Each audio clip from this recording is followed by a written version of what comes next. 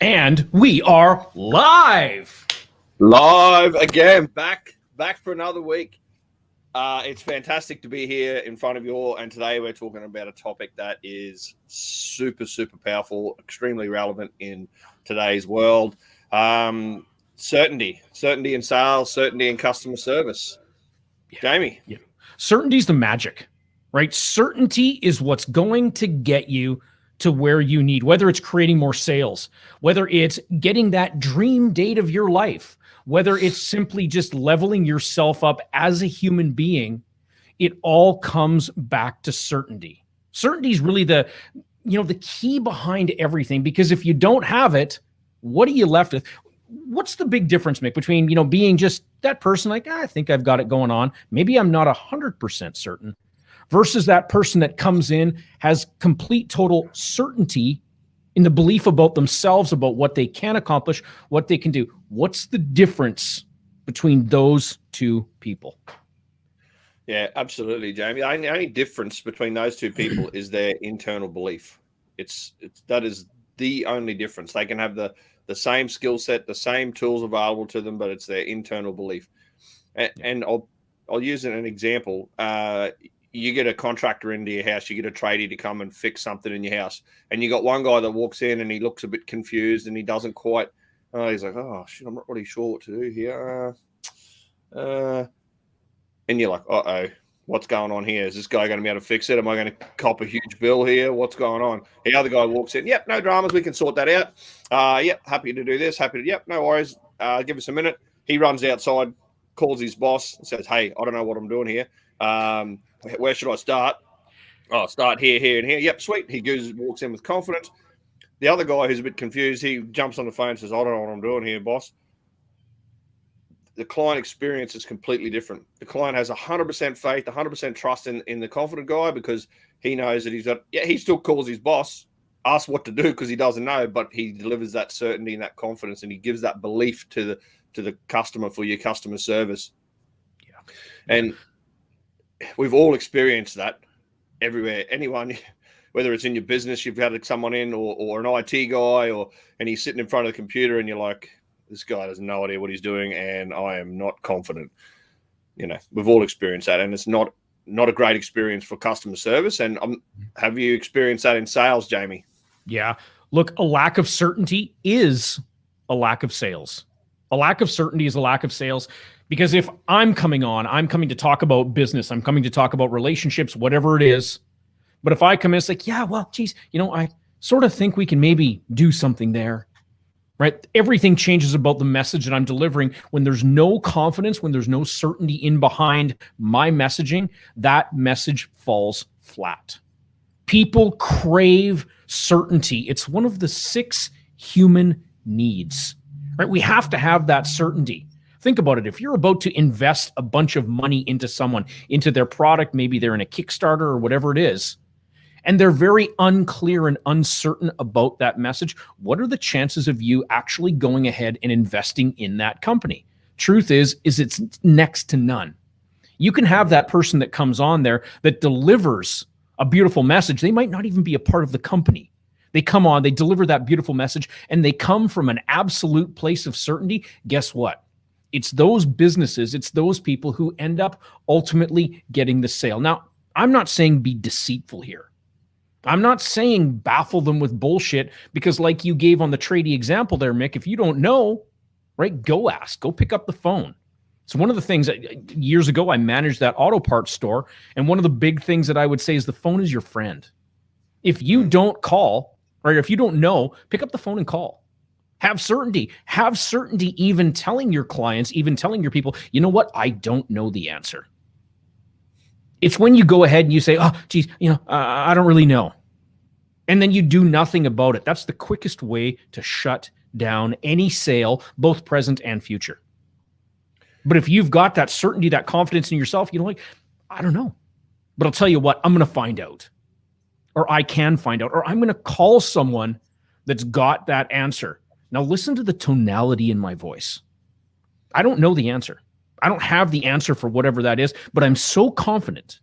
I'm so certain in my ability to be able to get that answer. What that does, that energy literally propels forward into that client, into that customer. What's the customer going to think? Jamie's got me.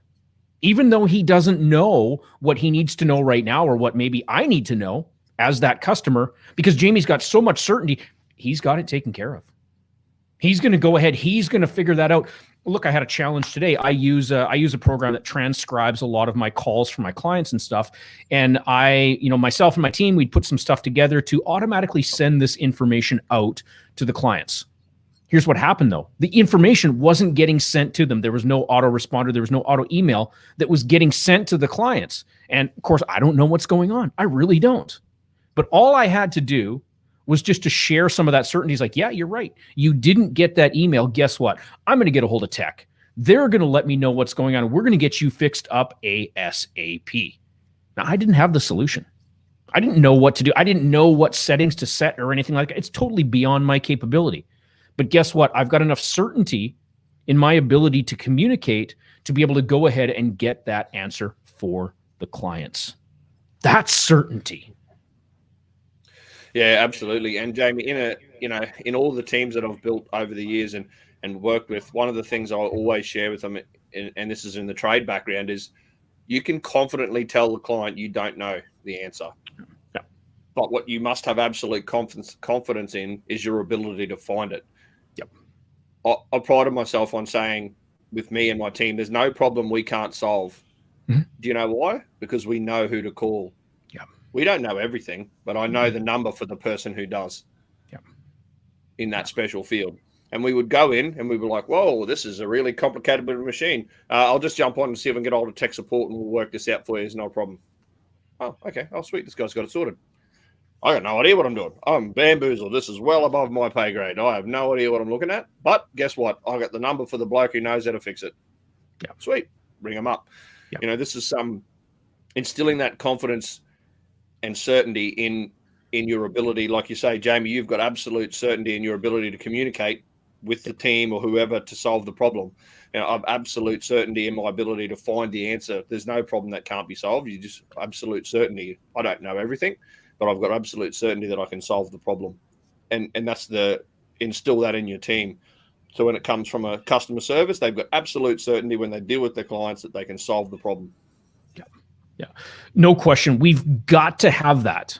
That's got to be one of those key characteristics, those key habits, those key behaviors that you work on. It's the reps. I wasn't always this certain, right? You and I, Mick, we talk about this all the time. When we first came on and we started doing these shows, the level of certainty and the level of confidence that you see in us right now, if you were to compare it to the very first live that we did, we're like, yeah, I don't even know what to do. Like, I don't even think we were able to go live when we first went live. We didn't have the tech figured out.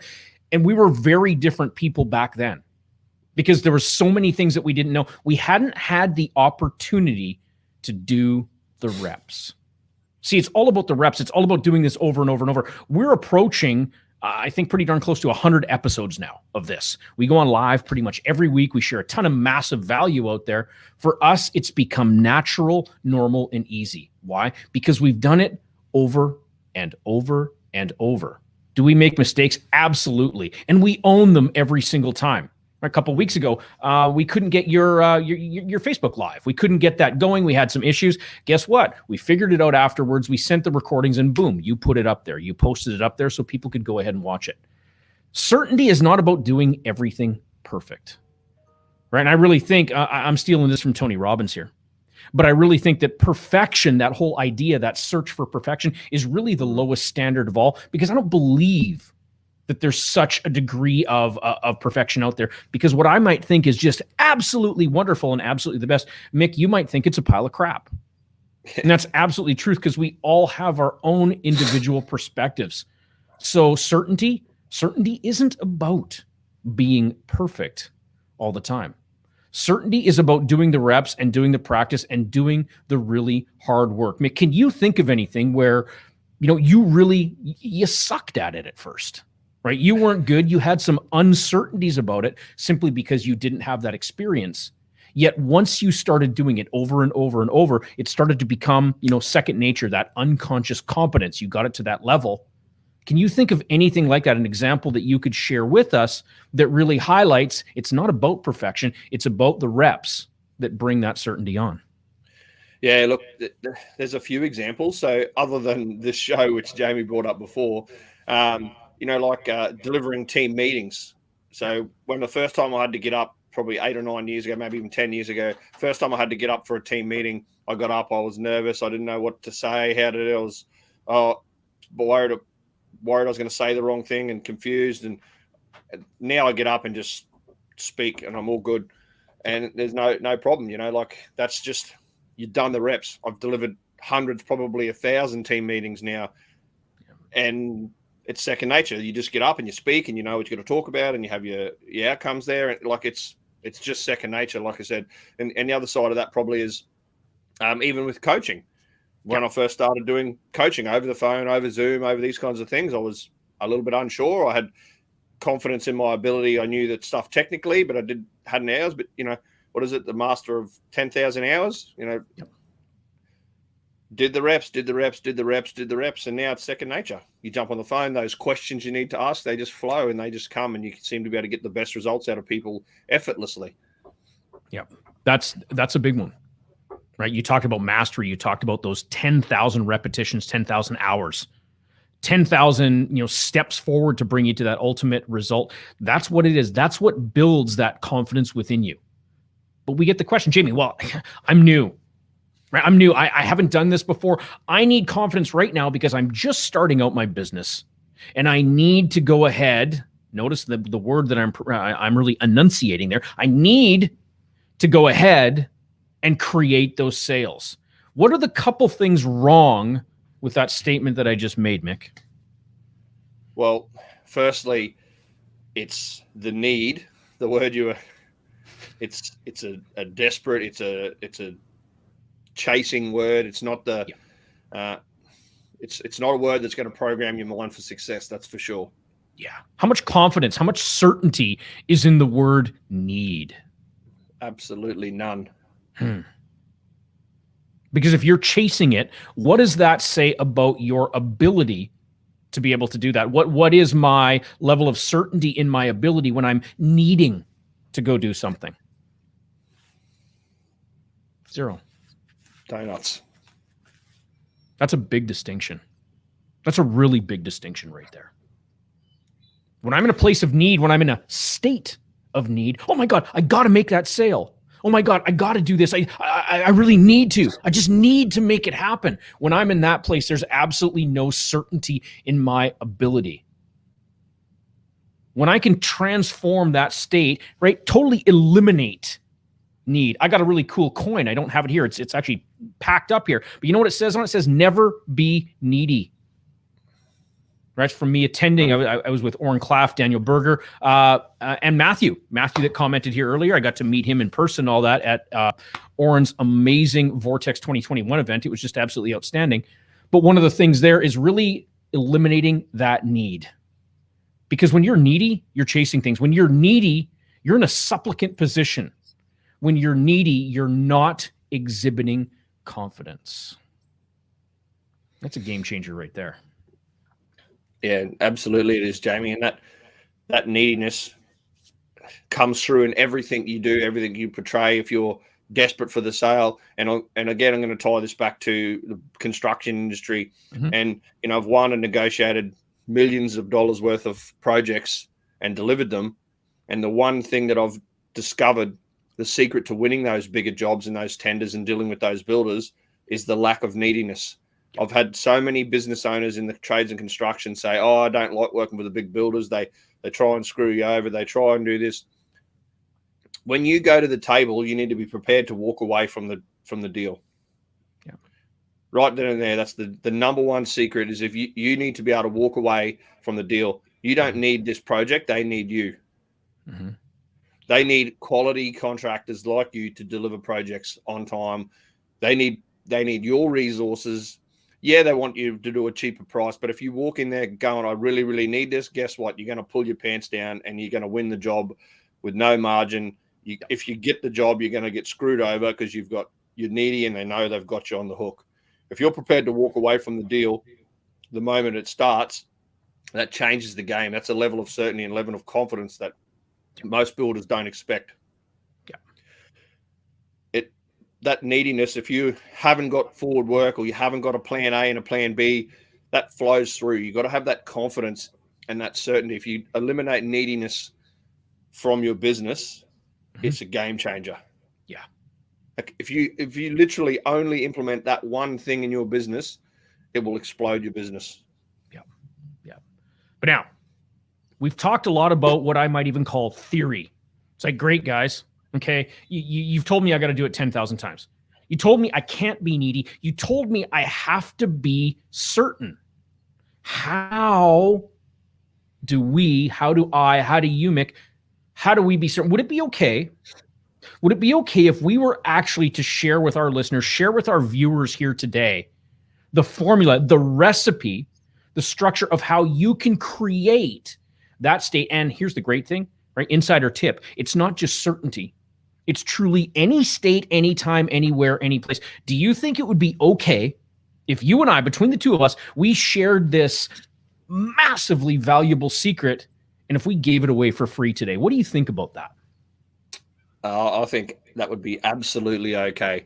I think our viewers would absolutely love this. And if they didn't, they should watch the recording and save this bit if they've got any state they need to.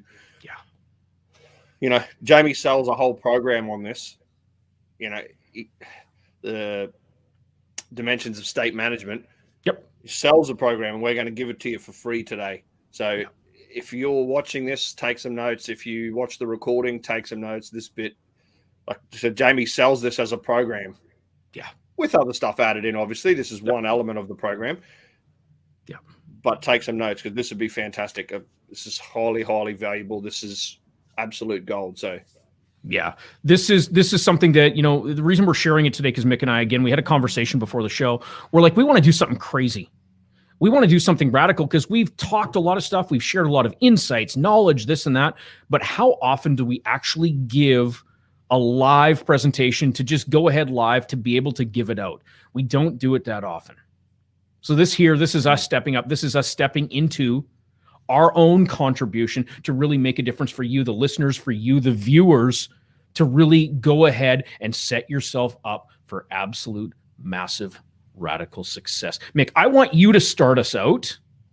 Where do we get started? I know we talk, there's a formula. It's like, you know, baking a cake, or it's like, you know, making the perfect dinner. There's a recipe for it.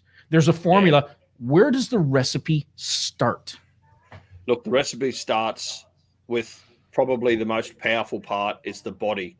Yeah. So the body is an amazing thing. And what happens when you body, like when you look at someone who's depressed or sad or upset, there's a set body posture that usually their face is down, they're slumped, you know, they're drawn, they're no smile on their face. Like, these are body attributes that you see when somebody is in that particular mood or state or emotional place. So the first step to creating that state that you want to control is to put your body in that position.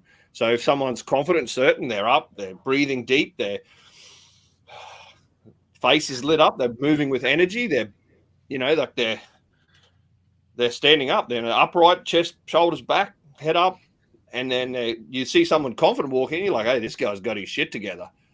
You know, you see, in a relationship sense, you see that confident lady walk in, she is strutting her stuff, like, wow, this girl's got it. Everyone turns their head. Whoa. Looks are irrelevant, because that confidence, that body posture, that cruises in, and you're like, wow, yeah, that's certainty, that's confidence. So to create that, the very first step, the very first piece of the recipe is to put your body in that physical state or that physical posture. What are your breathing, your shoulders, your body, your chest, what's it all doing? Pay attention when you're confident and just copy that. That's the very first step in the recipe. And it's probably the most powerful, because once your body does that, it tells your brain, oh, he must be confident or certain. Straight away, it gets your brain into that. Neurologically, it changes your brain to go, oh, he's confident. If you're sitting around slumped, you're like, oh, I've got no energy. And you stand up, oh, he's got energy. Oh, what are we going to do? He's ready to, your brain's telling the rest of your body it's ready to perform. Yeah. Absolutely. Your posture, your physiology, everything about that is a clear indicator of what's going on. They did a study on this. It was a Harvard study, a psychological study, where they had these clinically depressed people come in, stand in front of a mirror, right? And these people, they're on like Prozac. They're on, these heavy duty meds that are out there for, depression, for all those sorts of things. Now, we're not doctors here. We're not saying jump off your meds or anything like that. Please don't take it in that respect. But what we are sharing with you is a study that was done. These people, they stood in front of these mirrors, and all they did was smile. They had to smile for about 20 minutes a day, every single day. Now, I don't know if you've tried doing that, right? You start to look at yourself in the mirror. I'm even starting to laugh right now because I can picture myself doing that. Standing in front of that mirror, I've got that smile on my face. Number one, I'm looking like a little bit of an idiot. Right? I'm going to laugh at myself. But what's that doing? It's changing the entire physiology of my body, right? The muscles in my face. When I laugh, my body shakes a little bit. Yeah, I got a little extra chunk, but that's okay. Everything starts to shake and move a little bit and all that. And all of a sudden, we've radically shifted that physiology from one of everything slumped over, right? Taking those little shallow breaths. Think about it. When you laugh, what are you doing? You're taking big breaths in, right? Sometimes like you're laughing so hard, it's a combination of breathing, of laughing, right? You're getting that air into your body. You're feeding your brain. Your brain relies on oxygen. When you're in that place, when you're in a state where you're stressed out, where everything is all sucked in. Kerwin talks about this, right? He talks about stress. He talks about the sacral sac. And when we're stressed out, everything is condensed and compressed. Guess what? Your lungs can't take in as much air. Everything is all sucked in when we're in this place. So instead of doing that, throw those freaking shoulders back. Get those shoulders back. What's it doing? It's opening up your chest cavity so that your lungs can take in more air. That is a radical shift in physiology. Quickest way to change any state, I don't care what it is. If you're sitting there, you're working on budgeting, you're stressed out because there's not enough money in the company, do yourself a massive favor and get up and go for a walk. Change your physiology. Spend 5 minutes just changing it up, because when you come back, and you've fed your brain with that critical oxygen, guess what? You're going to be able to think better. What was stressing you out before is most likely not going to be as much of a stress because you've radically shifted the current situation. Same thing, right? If you find that there's certain activities, certain things that you're doing where you've anchored a certain position in, go ahead and get yourself into a different posture. Right? There's a reason why there is no chair in here. I don't got time to sit down.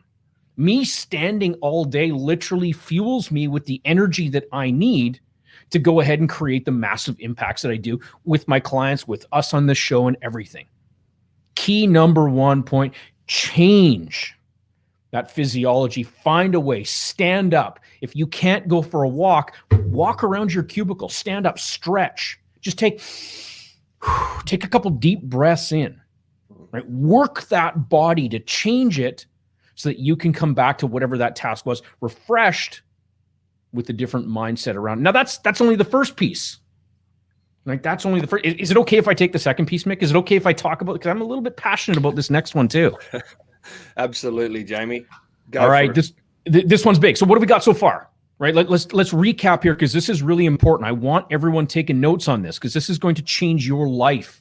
This isn't woo-woo stuff. This is real-world practical stuff that both Mick and I have paid tens, if not hundreds of thousands of dollars to learn, to master, and be able to share with our clients. So number 1, change your posture. Change your physiology. Get up, do something different. Stretch it. Throw those shoulders back. If you're looking for examples of how to be confident, all you have to do is just pull up a Superman pic or a Wonder Woman pic or a Supergirl pic. Look at what all those amazing characters do. They stand there. They've got the look. The cape is blowing in the background. What are they doing? They got the chest open. They're in the ultimate. Mick's laughing away. For those of you who aren't watching us, who are just listening to us, Mick's just laughing away at me on the screen here. I'm doing the Superman pose, right? Because that is the pose of confidence. Think about it. Someone walks into your office. Right? Think about it. Someone walks into your office, it's all hunched over. And, hi, would you like to buy something from me? Get out of here. That's what you're going to tell them. Get out. Because you're not looking to work with people like that. So number 1, change that physiology. Number 2, it's all about your center of attention, your focus. What you focus on and what you look for on a constant, I'm getting all excited here. What you look for and what you focus on a constant, continuous basis is going to be the life that you have. If you're focused in on all the things that are challenging, on all the things that are hard, on all the things that might go wrong, guess what you're going to bring into your life? You will bring that into your life. So here's what I really suggest. Give yourself the opportunity to find the opportunity in each and every moment. Go look for the things that you want. Stop focusing in on the shit that you don't. We as human beings, we have this perverse desire to go look for all the things that are wrong. And whether it's the news that's teaching us that, we're looking for accidents, think about it. Traffic accidents, something happens in traffic. Guess what happens? All the traffic gets backed up. Now, the interesting thing is that accident might be in the ditch. It might not even be on the road. The emergency services might not be there yet, but guess what? Everyone's slowing down because they have this desire to see, oh my God, what went wrong? What went wrong? Did anyone die? Is there any blood? People have this crazy, perverse desire to go focus on the things that are wrong. But what if we could change that? What if instead of looking for all the things that are wrong, we could go look for all the things that were right? What if we could get focused in on what it is that we truly desire? Now, that's a big one for me. I watched the show on Netflix, Lucifer, right? And his big line is, tell me, what is it that you truly desire? But what if we focused on that? What if we got super centered in on what it was that we absolutely, truly desire? Not the challenges, not the big, long, hard road to get there, not all the things that could go wrong, but what about the things that could go right? Now, I'm not saying go into this oblivious, like, hey, life is a bunch of, unicorns, farting rainbows and all that. I'm not saying, right? I'm not saying life is like that. Yeah, things can go wrong. Sure they can. But what if we focused on what we really truly wanted? What if we focused in on all the great things that can really happen in this moment? What if we focused on the positive actions that we're taking along this path to the achievement of what it is that we truly desire? How much better would life be? Seriously, Mick, when you think about that, how much better would life be if what you focused in on, what you centered your attention on, was all the great things that you're about to experience? How would life be different? Oh, Jamie, it's absolutely a game changer.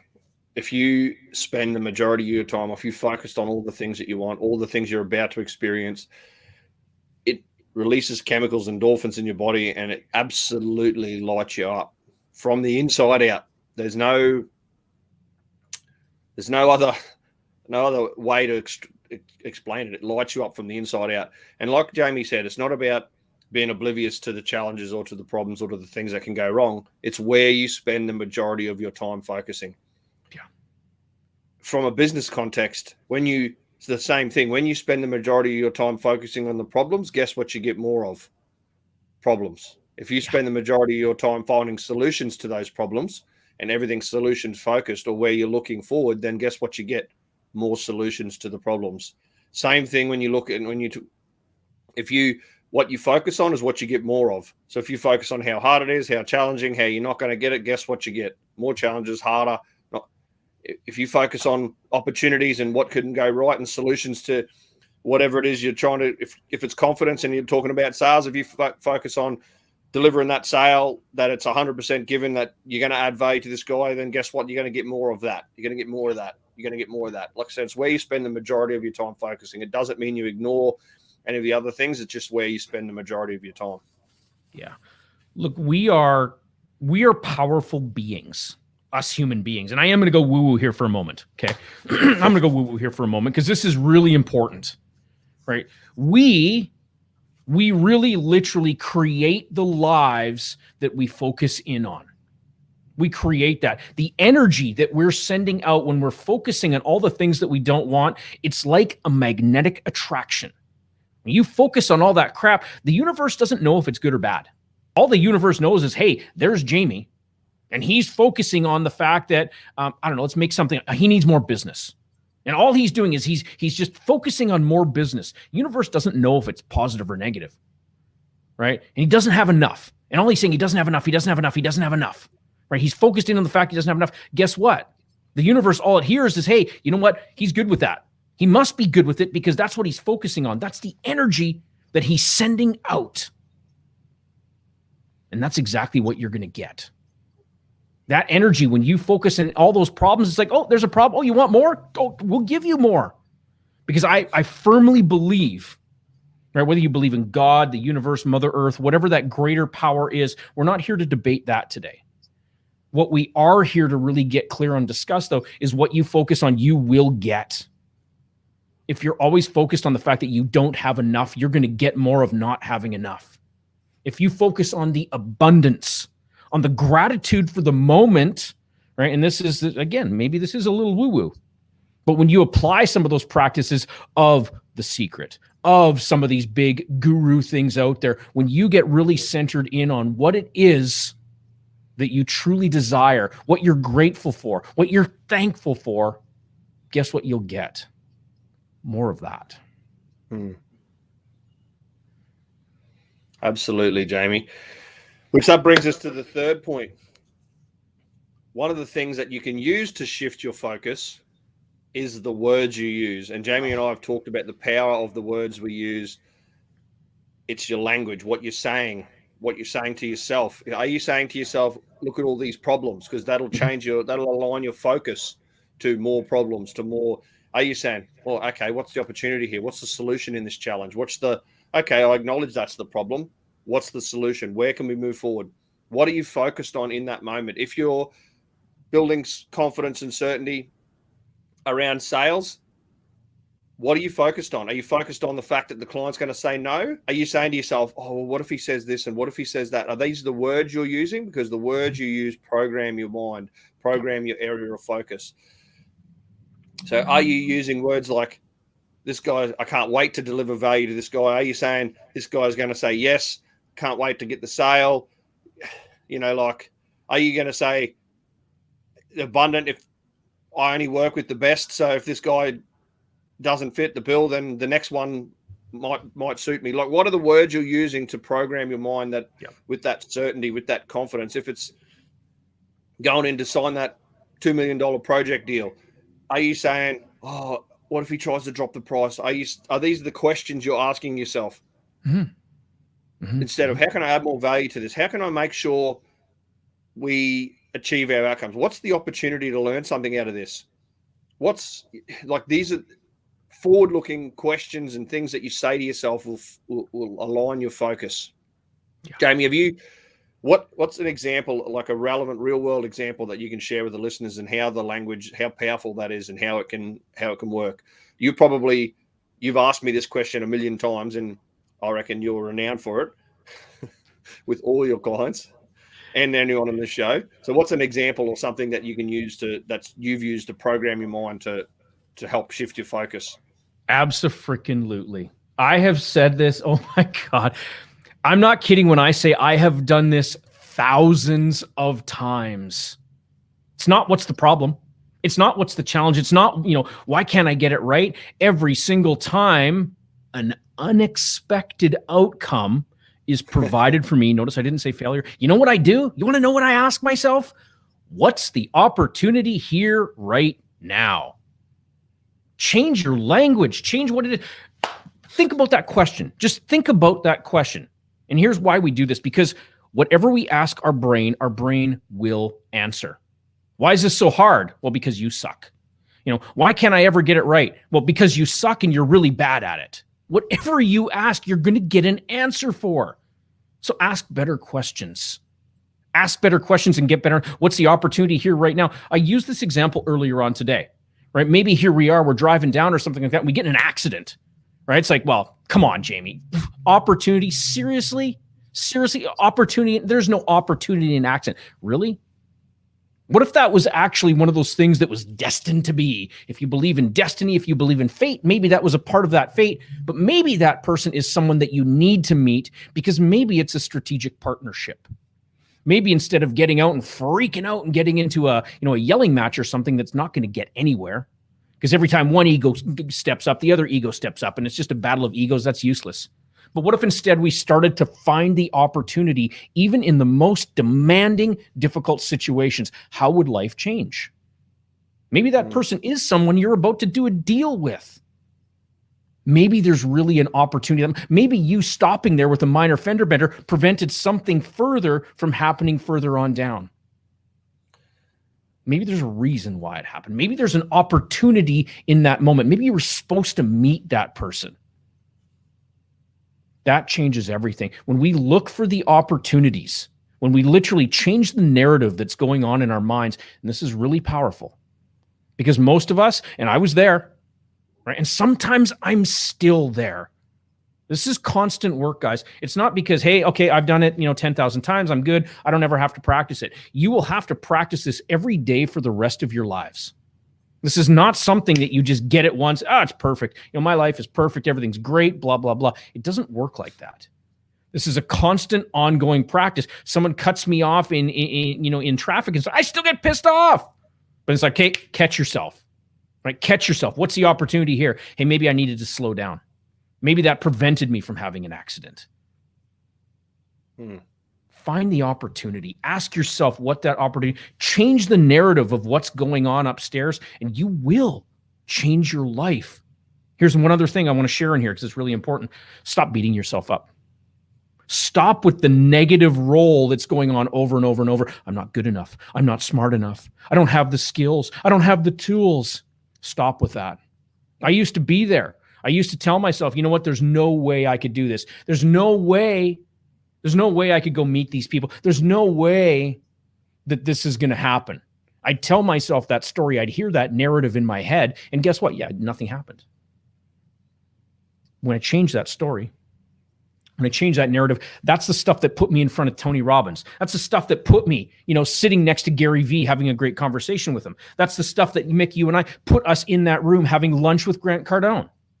It's the stuff that when we change that narrative, it really sets our life up. I had the opportunity here last week, right? I was down in San Diego and I got to spend time with Oren Klaff the man, and Daniel Berger.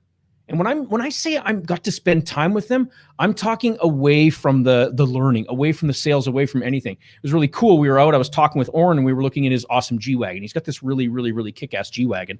And it's a special edition. Like this thing is like super special edition. Right, we're looking at it. We're talking about the portal axles and everything. It was just him and I having that great conversation. Now, what's really interesting is if you listen to the book, Pitch Anything, or Flip the Script by Oren, he talks about it. And he talks about having to lock the doors on the building because they get all sorts of weird, interesting people coming in. Right, so it's not like this guy is, just publicly available or anything like that. What was really cool is I had that opportunity because I changed that mindset about, oh my God, well, here I read the book, I listened to the book, and Oren doesn't have time. He won't be able to talk to you. He won't be able to do anything because he's, so important. He's got to lock the doors to keep people out. I changed that mindset around it. It's like, you know what? And this is one of your questions, Mick, is how can I find some time to spend with Oren? How can I do that? How can I make that happen? Can you share just a little bit more on that? Because you've got brilliance on that. Yeah, look, that's one of the things Jamie uses opportunity is like, how can I ABC, whatever it is. And countless times, and Jamie's been around with mates connected, so he understands the background. But I use that question all the time. Like Jamie says, what's the opportunity? I said, how can I make the most of this situation? How can I take advantage of this? Or how can I leverage this? Or how can I get access to this? Or how can I meet up with Jamie? He's in Australia. How can I, 2 minutes later, an ad pops up for a seminar. Bang. Jamie, we should go to this and connect. I could have flown down there just to see Jamie, but the opportunity arrives. Like I said, the brain answers everything. And that's my question. How can I ABC? How can I, and you find answers. How can I fix this problem? How can I, over and over and over and over again? Just this week, I was lots to do, heaps going on. I'm renovating a house. I've got heaps going on at the moment. And I was like, how can I get all of this done? How can I fit this in? It took me about 2 hours. I felt terrible. You say Tony talks about the power of 10 seconds. Give yourself, or his 60 10-second rule or whatever it is. When he started, it was a 10-day rule. He would be in a funk for 10 days because he took him that long, but now it takes him 10 seconds. So, it was a couple of hours. I was just in this stressed mindset, and I stood up, I walked around, I changed my physiology, and I said, how can I get all of this done? How can I fit all of these things in that I need to do in the next 5 days? Yeah. My brain answered, things aligned, done. Yeah. I shifted what I was focused on, not all the things I was going to do. How can I get all these things done? What's the one thing I can do now that's going to make everything else easier? These are the questions that you ask yourself, and the magic is in the questions. Your brain answers when you. Jamie, we're at 41 minutes, which is oh my god! I just realised the time. We still have 2 pieces of the recipe. Yes. I want to give a quick, like a super ultra quick, because we went 20 minutes there talking about the recipe, but I'm going to break it down real quick. Number 1, if I want certainty, if I want to bring certainty in, I got to stand like I'm certain. If I want to be more certain, what I got to do is focus on all the skills, all the amazingness that I've got, not what I don't. I want to focus in on exactly what I've got. And number 3, the story that I'm going to tell myself in my head, I can, I will, I do. I've got this. No matter what the challenge, I've got the answer, or I can find the answer. That right there in 30 seconds is the recipe for certainty. 2 more pieces, but continue on, Mick. Look, so you mentioned it before. It's the beliefs. What do you believe about that? You tell yourself these things over and over, and you become to believe it. So what's my beliefs around this? What's my beliefs about sales? Sales are sleazy used car salesman. Yeah. What are you believing about that right at the moment?